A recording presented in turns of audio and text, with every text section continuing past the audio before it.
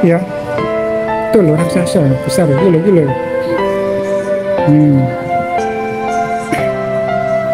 Loh, panjangnya 240, itu hampir 2,5 meter ini, lebarnya 1,5 meter.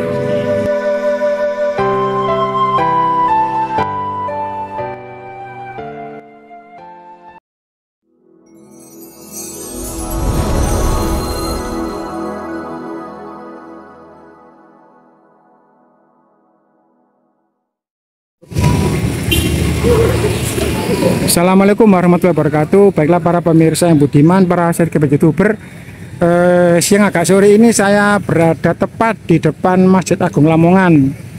Selain mau sholat zuhur, saya akan mengevlog beberapa yang ada di sini ya. Banyak hal yang menarik, termasuk ada situs yang sangat keren di sini. Situs apakah itu? Monggo silakan disimak. Oke. Ini di dalam Masjid Agung Lamongan, pilar-pilarnya sungguh luar biasa. Pilar-pilarnya penuh dengan ukiran asli ya, bukan tempelan ini. Nah, coba kita lihat di sini. Jadi ini asli, bukan tempelan. Jadi keempat-empatnya diukir ya. Jadi ini yang 1, 2, ada lampu kristal yang mewah. Nah ini seperti ini detailnya pemirsa.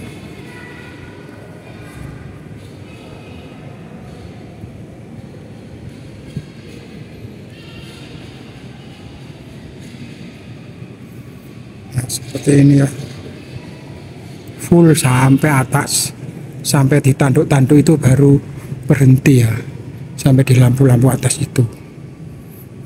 Sungguh istimewa sekali Masjid Agung Lamongan ini ya. Kita coba ke terasnya, ada apa di sana.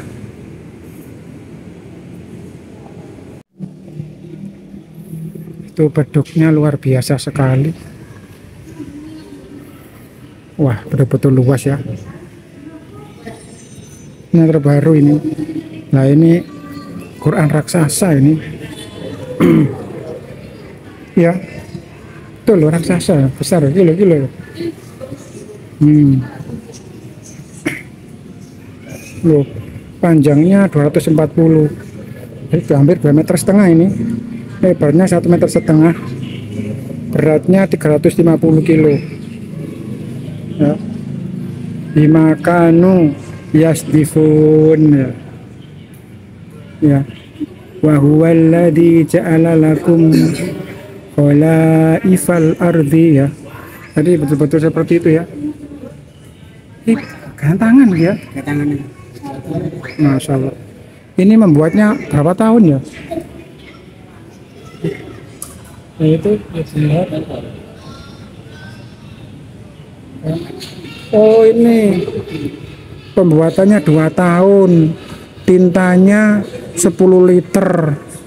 Masya Allah. Jenis kertasnya dari Perancis, penanya menggunakan ranting bambu. Ya Allah, yang menulis adalah Kiai Haji Rusdi Aliuddin, pemangku Madrasah Diniyah. Oh deket, ini masih orang Lamongan sendiri. Hebat ini, pantas masuk rekor ya ini, ya kan? Ya. Kita coba ke pintu-pintunya, karena pintunya mirip dengan yang ada di kota Makkah. Maaf, yang ada di Masjid Nabawi ya. Memang pintu-pintunya itu mirip dengan yang ada di Madinah. Wah ini lampunya kau gede, gumun ya, bau besar. Musrafnya men. Ya Allah, subhanallah. Betul-betul luar biasa ini yang mendesain ya. Yang mendesain sama menggambarnya ini loh. Betul-betul hebat ya. Jos pokoknya ya. Nah ini pintunya ini persis dengan model Masjid Nabawi Cuma sayang ini tertutup ini. Kalau disatukan bagus ini pemirsa. Ya, ini kan separuh, yang ini separuhnya di sini. Ya. Jadi kalau ditutup pintunya itu menyerupai pintu yang ada di Masjid Nabawi. Depan itu sudah alun-alun pemirsa.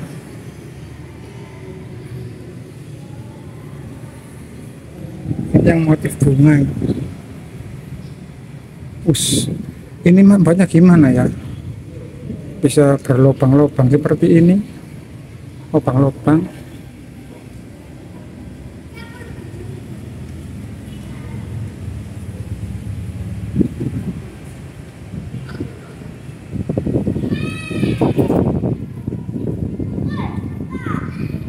Inilah Masjid Agung Lamongan, kebanggaan orang Lamongan. Tapi yang sangat unik di sini ditemukan dua prasasti ya, dua benda bersejarah yang berupa gentong dan sajadah. Gentong dan sajadah. Coba kita dekati pemirsa. Ini kalau dilihat dari dekat ini ya, ini gentong, yang ini sajadah, ada dua di depan sana juga ada, karena memang ini dulu ada ceritanya. Ini menjadi cerita mengapa orang Lamongan dilarang menikah dengan orang Kediri ya, gara-garanya ini ada kisah dengan adanya dua gentong, Panji Laras dan Panji Liris.